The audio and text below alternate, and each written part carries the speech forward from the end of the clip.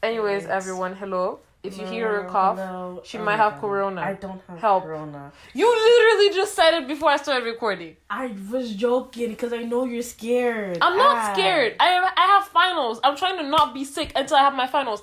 After my finals, I have to MCAT study, so I can't be sick either. Okay. So thank you very much. Keep that C word to yourself. Okay. Thank you. Okay. Wow. Okay. Wow. Anyways, hello everyone. Hello. Welcome to another podcast. Mm-hmm. This is Colored Views. Yes, I'm Fatu, and that's Sarah with the coronavirus. Oh my goodness. Stop. Okay.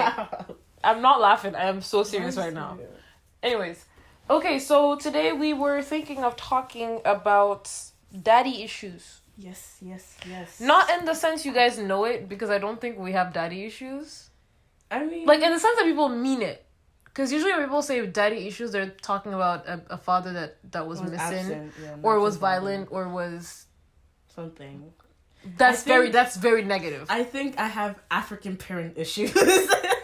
That's a whole other syndrome that we'll talk about in a whole other video. That's what I have. That can be an hour-long podcast. Yes, that's all African children. We all have African parent syndrome. Mm-hmm. That's a whole other thing. People who are not African cannot relate. Don't even try. Because sometimes I'll be talking to white people and they're like, no, but my parents too. I was like, you cannot relate. Again, there's a level of craziness that our parents have that is incomparable to any other race. Maybe Asians get close to it. Yes. Anyone else, I'm like, you don't know this. Indians too. In general, white people, you cannot relate. Thank you. Anyways, we were talking about so daddy issues, but in a different way. So I was thinking of the electra complex, which is the opposite of the Oedipus complex. Yeah. So this idea, well, it's exaggerated by Freud, like he always does. That's this idea that you hate your mom and you're sexually attracted to your dad at 3 years old. I'm like, wait. This nigga I think he was smoking that, that goodness. He wasn't just smoking that goodness. This man, for some reason, brings everything back to sex. And I'm like, it's not that deep, sir. I think maybe he was deprived or something. I don't know what it was, but this man's very weird.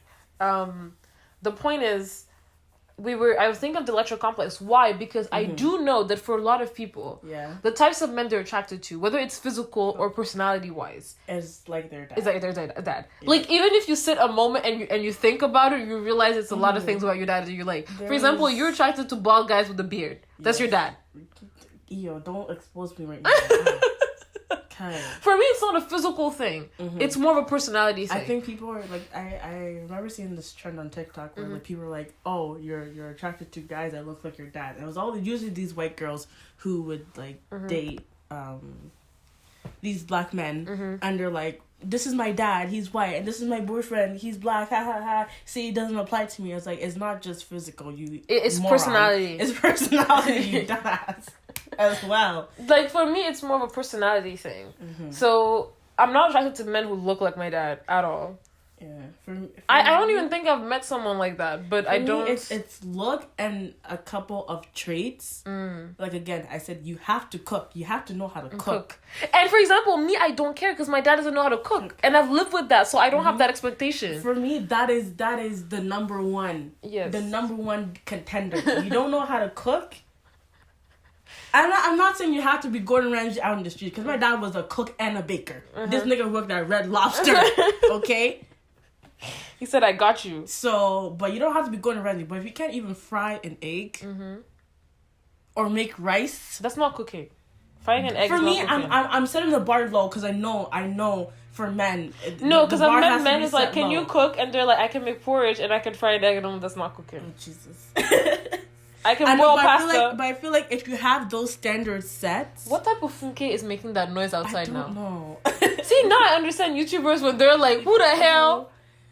But anyways, we're like... Y'all gonna have to deal with that noise. If you have that set, then you can move on. Because that means you're not incapable of working yourself up to a better level, I feel.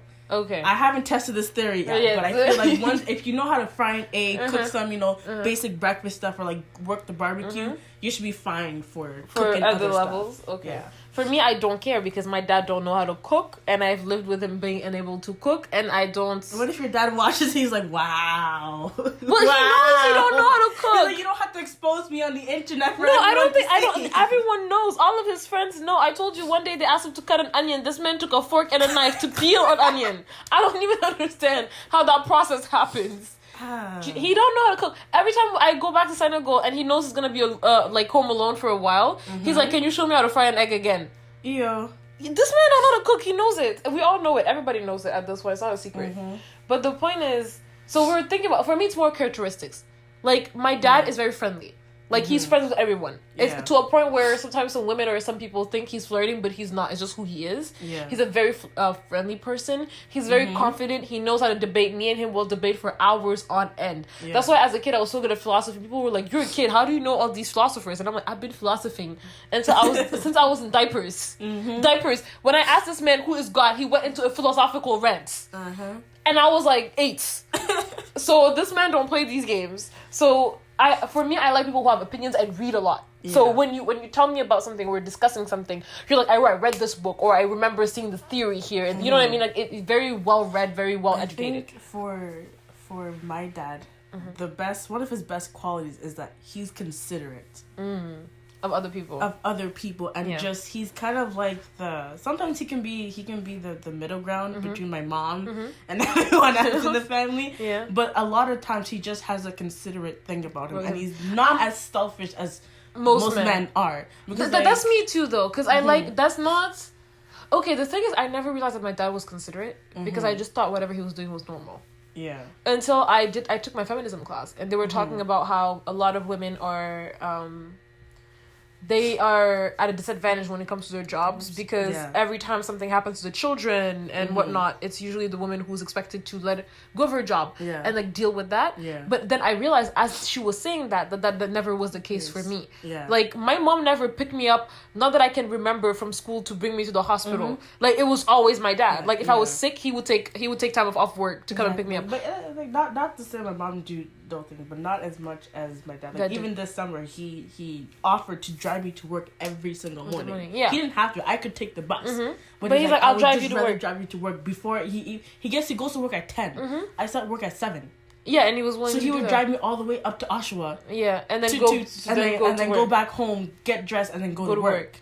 Yeah, that's my dad too. My mom will not do that. My mom will not pick me up from the train station. Like, not drive all the way to Ottawa to pick me up.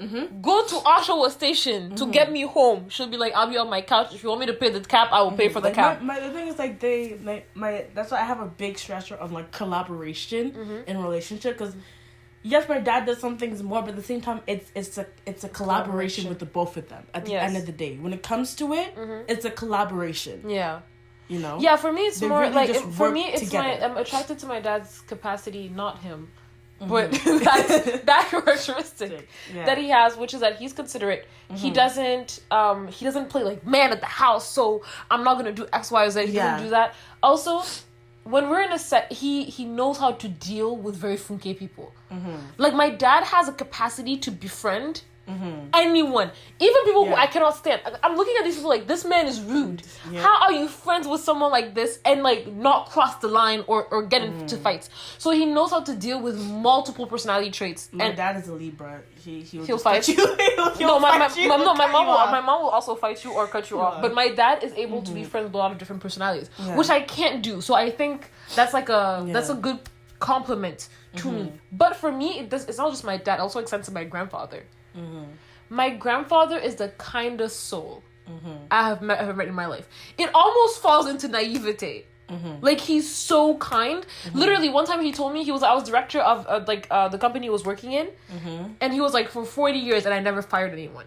Yeah. Even when they were doing funke stuff, because he's like, I'm incapable of telling someone you don't have a job anymore, and then they have to go home and tell that to their kids and like their family. So he gets pushed to the limit sometimes, and I'm like, Grandpa, this is too far. Like if you cry, you have him. That's why people who are dishonest usually would have their way with my grandfather. The only thing he will not take, though, as kind as he is disrespect.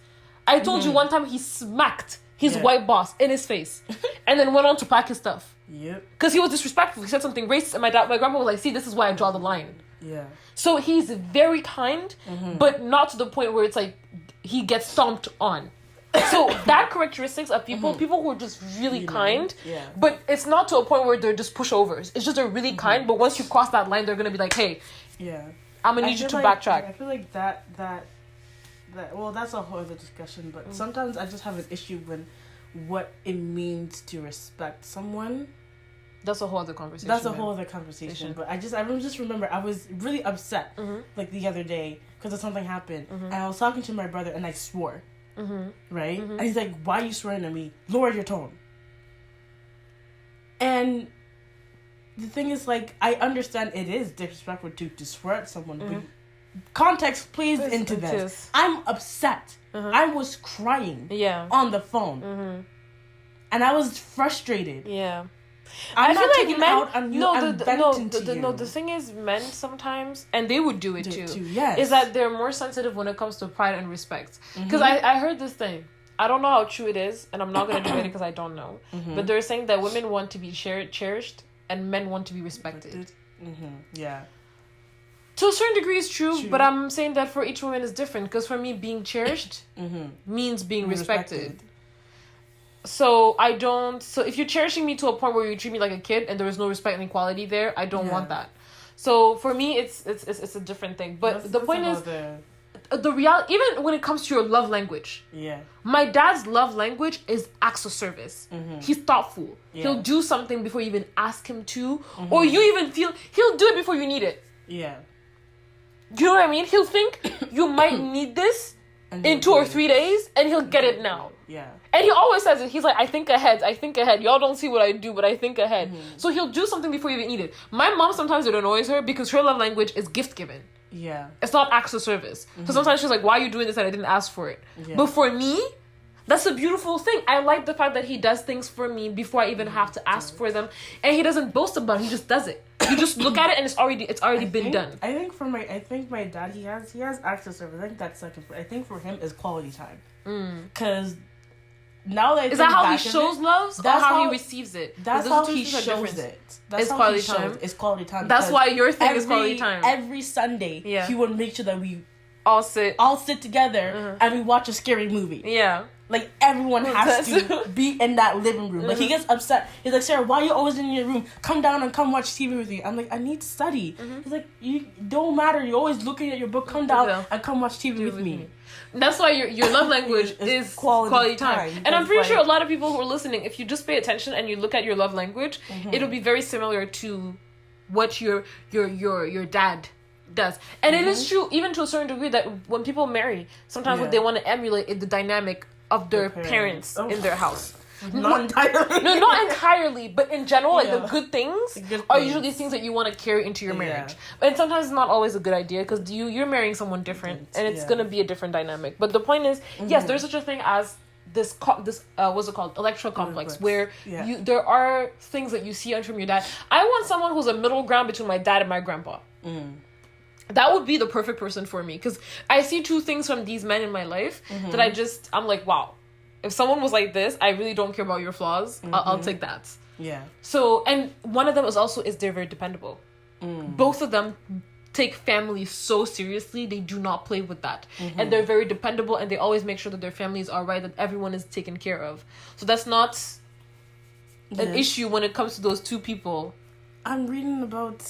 What? The topic that we're doing. Okay, because I was like, ma'am, what are you doing? I'm literally reading about the topic. Okay, because I was like, ma'am, why are you on some actual stats and stuff? I'm like, ma'am, why are you on your computer?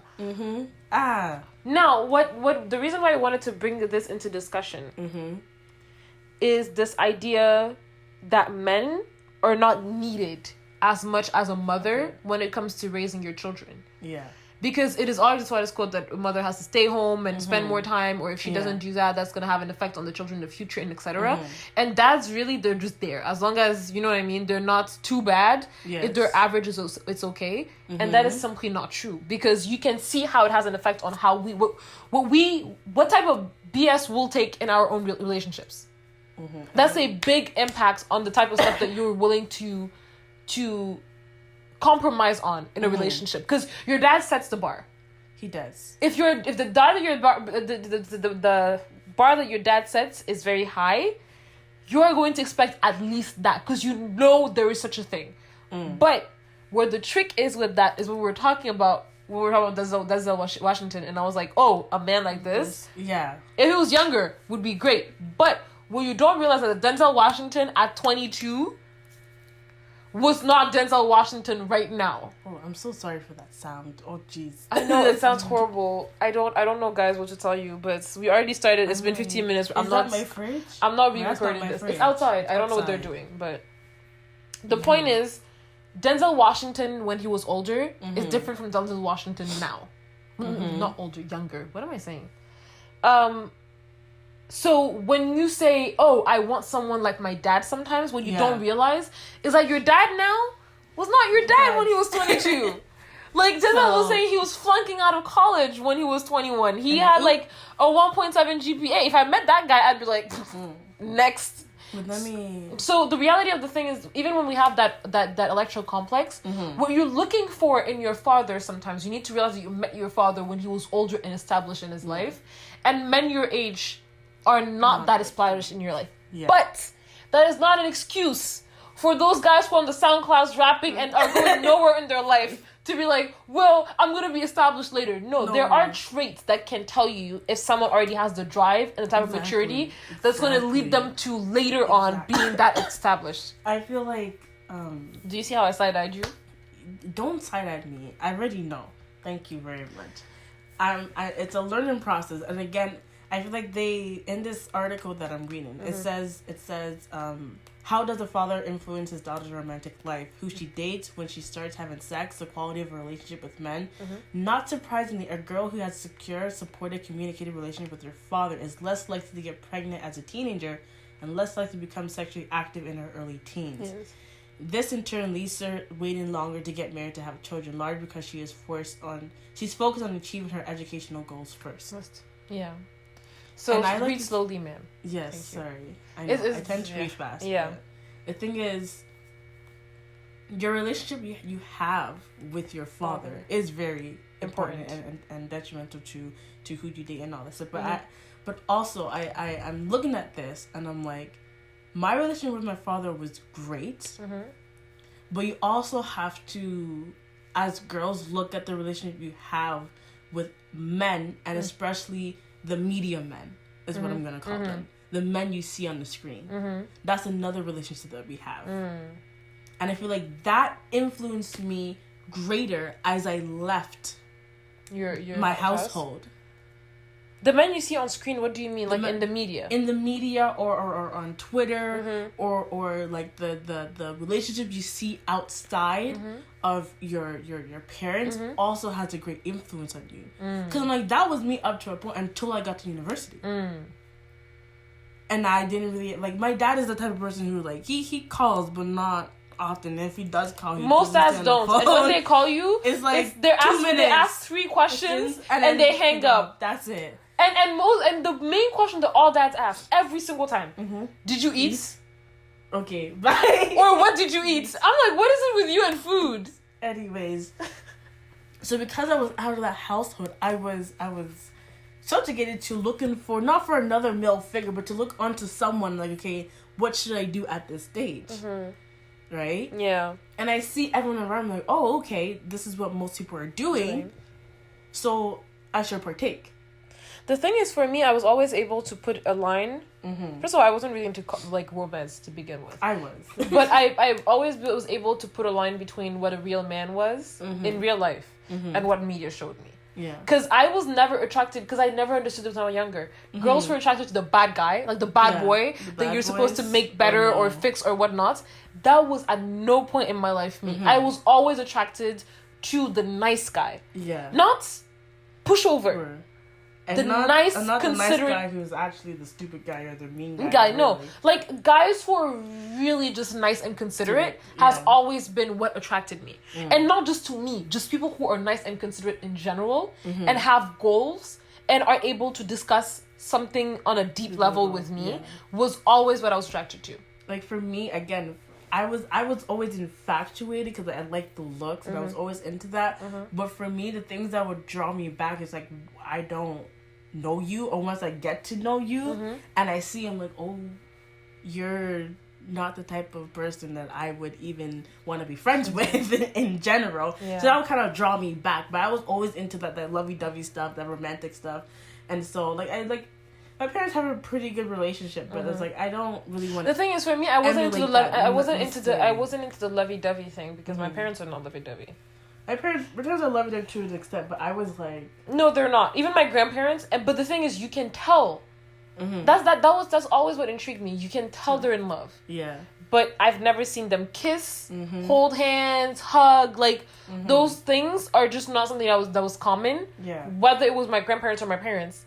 But I could tell they were in love. Yeah. Like, if I see my grandpa sitting in the living room, like, facing my grandma, and they're both reading their journal and reading and, like, making jokes, you can feel like they love each other, but they don't show it by physical touch. For me, because my parents, they argue. And they're always... My parents always argue for the something voices super are always raised. But it came to a point, like, there was a point where, like, are they going to get divorced? But then the next day, they're talking, like, oh, hi, happy. I was like, what the fuck? So now, anytime that my dad is raising his voice, my mom's raising his voice, like, this is the way they show love. By arguing. So, I don't even, like, think that's whatever. But I was going to say something. I just forgot it. Like the emulating?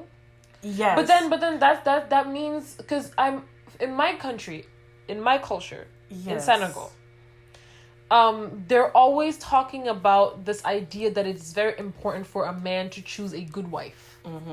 Why? Because she's gonna have a really great impact on your children. Yes, but the reality is, as a woman too, you have to choose a really good husband because he's gonna have an effect on what your sons perceive to be manliness and what it means to be a man.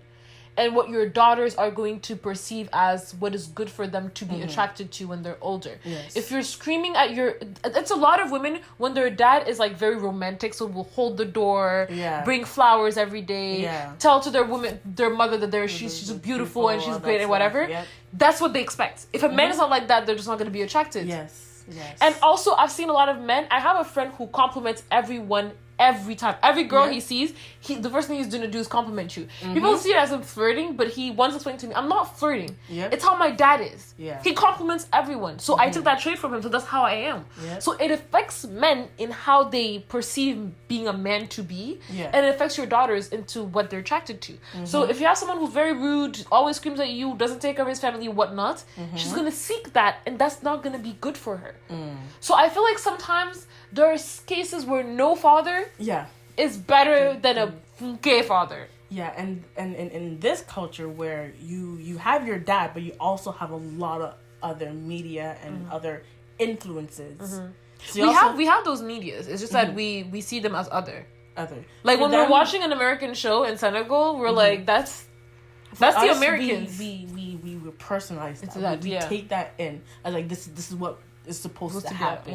So that's the issue in this culture. Think that's why I was able to draw the line. Yes. It's because I grew up in a culture that sees anything American as American. Like it was like we have completely different perceptions of what is right, what is wrong, different cultures, different a lot of things. So the moment we were kids, the moment we would start watching those shows, the first thing your parents will tell you is like, we're gonna watch this, it's very entertaining, it's fun, don't try this. Yeah. For us, this is part of our culture. Whether you like it or not, this is part of our culture. So you see this and you're like, oh, okay, is this how it's supposed to be? Right? I was lucky enough where all those teen Disney stuff, all those movies, I was like, these are nice. But I never really wanted to emulate that. Yes. I wanted something deeper, but I didn't know how to go about it. And that was my issue. And that led me to where I am today. I didn't know how to get about it. The first time I ever wanted to date, it wasn't for the purposes of having sex. I wanted to be intimate with someone on a deeper level other than sex. You know? Yeah. So I never had the attention of even doing that, but I didn't know how to navigate or how to say no. I didn't know a lot of these things that they should be teaching you in school that, again, a lot of men are manipulative. and will say things just to get in your pants. And but then also comes from what they see in media. This idea that there are no such a thing as women who also just want sex. Yeah.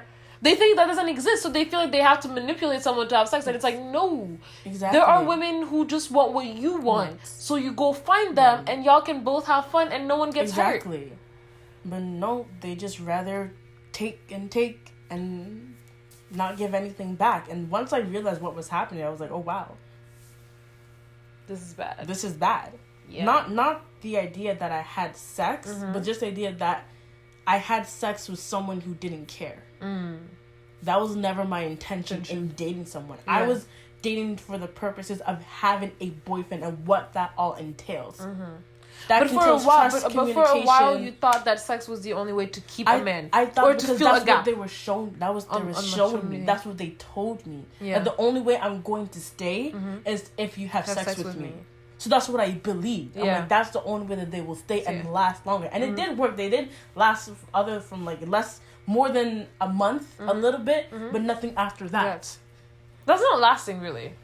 That's just like prolonging the breakup at that point. So I believe that the only way to keep a man is through sex, but that's not true. Yeah. If a man wants you, he wants you. Regardless of whether you're going to give him anything or not. That's the thing, and that's when we were talking about how manipulative they can get, is this idea that a lot of girls think that they need to listen to men to know what men want. No. And I'm like, they're not gonna know. And that's where dads are very important. Yeah. It's very important to be able to go and talk to your dad about what being a man is about, and he's able to tell you, because he was a boy. Your dad was a boy at some point, and he can tell you certain things. There's certain things that I don't see, that I'm not able to tell are happening, and I'll talk to my dad. My dad be like, oh, this is what's going on. This is what he's trying to do. Yeah. And I'm like, oh, I didn't know this. And he's like, yeah, that's what we do. That's why, like, if I have an issue, I'll talk to one of my guy friends and be like, what should I do? And they said, leave this man. Yeah, because they know. And even though it might be hard for me, because I'm just a really considerate person, I'm like, wait, well, what if he's feeling this? What if he actually feeling this? And they tell me to leave this man. I'm gonna leave this man because they know better. That's why fathers are very important, because and also fathers to not be overly jealous. Yes. Like the moment she goes boyfriend, what happens is she's not gonna talk to you. Yeah, it's gonna happen regardless, and then you're not gonna be able to fix it or help. Yeah. It's better to be open and be able to be like, hey, what's going on in your dating life? Who have you met and whatnot, and then be able to give guided advice and be like, hey, this is what men do. Not all of them, but a lot of us are funke, and they do and let me tell you what to do to get yourself out of it, or let me just tell you, let the whole man go, or just come to me when you have a guy, and I'll meet him and I'll talk to him and we'll see what's going on. That's what my brother said. He's like, before you really date someone or you get serious, tell him to talk to me first. Yeah. And then I will tell you if this is a good guy or not. And it's a lot of guys. I have hella cousins and uncles, and I told you I'm the first granddaughter. So my uncles, my cousins, my father, guy friends, they're all like, whoever it is, let us meet this man, and then we'll tell you how to go about it. I told you my mom has a really good capacity to read people. Yeah. So if her and my dad are like, oh, we like this guy, chances are it's a good person. Yeah. That's the thing. That's why I will not get emotionally involved with someone until they meet them. Because in this culture, you meet someone, fall in love with them, to the point of deciding to marry them, to let them meet your parents. Yeah, that's funke. That is very funke. In Islam, you can't even get married your first time without your parents' approval, because God knows better that you're not at that age when you're married for the first time. You don't know what marriage is about. Yeah. You do need the counsel of people who've been there. Yeah, I feel like to guide you. Here, it's either like you're gonna meet them once they're about to get married. Yeah. Or the opposite, you're dating for a week. Well, if you're dating for a week, it's like you. I don't think I struggle with kind of like if you're dating for like just a week and you're already gonna let them meet the parents. I'm kind of like, well. But no, you don't know that person yourself. The thing is not even an official relationship. Meeting with my parents. For me, I'm just gonna call you or make sure that you're in an environment with my parents around there. Yeah. But the thing is, for me, I don't want to know you before my parents like you or not. You know what? Because in the process of knowing you, that's when I'm gonna fall in love with you, and then you're funke, and then my parents are telling me, but now I'm in love, so I'm not listening. But so I want my parents to meet you and talk to you and learn to know you as I'm learning to know you, so that if we're funke, we as a unit will let you go.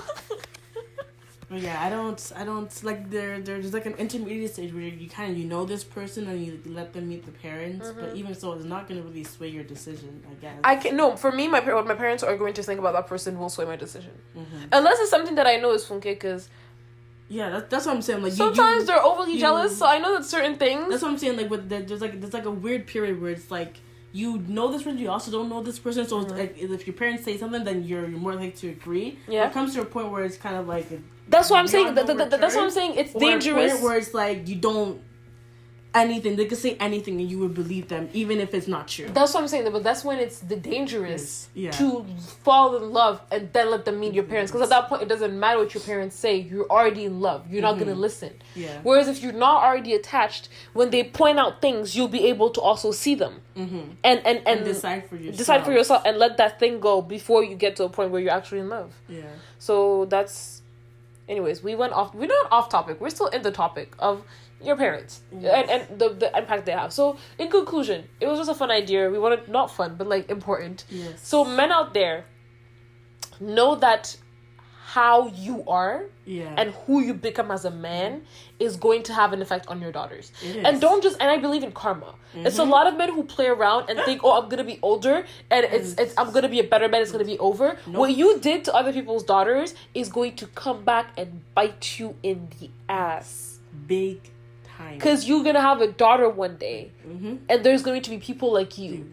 Exactly like you, doing the same things. And if she ever learns in the grapevine that was you too, that is going to be disappointing to her. Also, women, you need to choose good men. It's not just about you. Especially for people who want to have children and want to build a family. The type of man you end up with will have an impact on your daughters, and it's going to have an impact on your sons. So if there are certain values that you want your children, your own sons to have, your husband needs to have some of those values. That's like, we're always talking about Michelle Obama. But anyway, she was saying this. She was like, you cannot go into a relationship, be married, and once you're going into raising kids, you need to have the same values, or it's going to be a cacophony. It's going to be a whole mess. You need to be going into raising children with, these are our values as a family.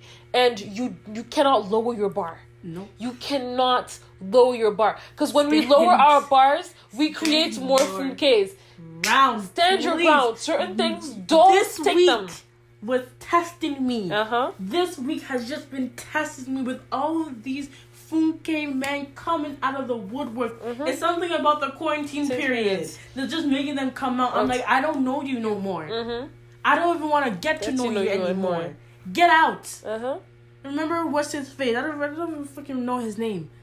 Trying to tell me, I can't be in a relationship with you, so you should consider changing your mind for me. For a man I don't even know. I should change my whole value around for you. That is selfishness. That's what I'm talking about, selfishness. Selfish. Idiot. I've never been so... Even you were like, this man. I was like, let the man go. Like, for me, those things, there are certain men who I just don't... They don't deserve my energy. Like, I don't even go back and forth. I just block I like having the last say. No, I know. But for me, I told you, I'm so specific about my energy and where it goes out to and what drains me. That my mom was like, you've been like this since you were a kid. Last time she was like, as a baby, on all fours. When you saw a situation that looked like it was stress, you were like, let me crawl over there. I'm kind of like, I'm just sipping my juice, kind of like, kind of peeking, but No, my mom was like, you were out of that situation with the quickness. Wow. So for me, when they're like, you can't cut people off in your life, I'm standing there with my big ass scissors. You try me, I'm like, ship, have a great life. So I don't even play that. But anyways, all we're trying to say is we have this idea that women, pick better men. Please don't lower your standards. Be selective as you can. Please. There's no rush. Be selective. Don't lower your bar. He is out there. The thing is, and also the higher we set our bar, the more men have to try and attain that bar. Because we're out here trying to look pretty and do all these things. Why? Because they set a bar and they're not lowering it. So we need to have that same respect for ourselves and not lower that bar. Men, be better. We're always talking about how you need to be better. And have your own damn standards too. Yes. Some of y'all don't have standards either. Some of y'all don't have standards too. Yeah, but anything in sight. No, but like they need to have the right standards. Their standards, most of them come from looks. Yes. You need to have also standards when it comes to your and then you're like, oh, and then because for you guys are so, no offense, you guys are so not ready for emotional turbulence. You guys were not socialized for that. Mm-hmm. You guys cannot handle it. Mm-hmm. There's so many guys. One girl ruined it for you.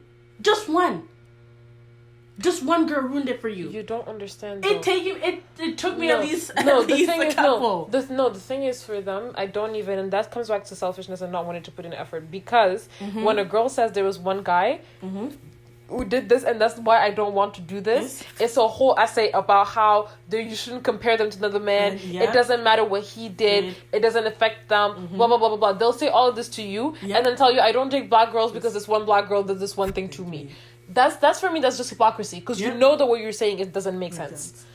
That doesn't make sense. Like, we're not saying we don't want you. We're saying we don't want you to do this. I'm not saying I'm not gonna date this man because of this. I'm saying this one particular thing that I'm seeing that you're showing signs. It's not like you're doing something different. No, you're doing the exact same thing as the guys from the past. So I'm letting you know. I'm being considerate. I'm letting you know, if you do this, it's not going to work out. I'm not letting know. I'm letting you know. No, for you, you just said you're not saying because you're like this, I'm not going to date you. I'm letting you know. Mm-hmm. For me, if you're like this, I'm not dating you, period. What did you say earlier? I don't have time to train you. Mm-hmm. I do not have time. Some of these men, you will train them, they'll be great. And what are they going to do? It's not an issue of it's a socialization issue. Even if you were... No, the thing is for me, because I have seen... I used to think it was a unicorn. Mm-hmm. But there are men out there. They're rare. But they do exist who have those standards. So I know God... Some of my things are a little bit picky. So some things I understand that, okay... Certain things are picky. Cooking for me is picky. Mm-hmm. Like you can teach someone how to cook. A personality trait is not something you can teach. So for me, when I say I will not lower my bar, it has mostly to do with personality traits. Mm-hmm. There is a saying in French, chasser le naturel, il revient au galop. Mm-hmm. Like try and kick out the natural, what's natural in you, it'll come back galloping. True. Personality, especially at a certain age, is extremely hard to change in someone. I think like maybe it's just something that you can unlearn, because there's certain things that I have to unlearn and I am unlearning. I am 20 years old. I do not have time to help nobody unlearn anything. By the time you're done unlearning, I'm 30. Do that on your own, and I'll meet you when you're there. Thank you very much. Anyways. So that was us. That was a fun talk. This is a little bit longer than it usually is, but we're all in quarantine, so you have time to listen now. Thank you. Thank you very much. Have a great week. End of week. Quarantine. Stay inside. Yeah, stay inside, people.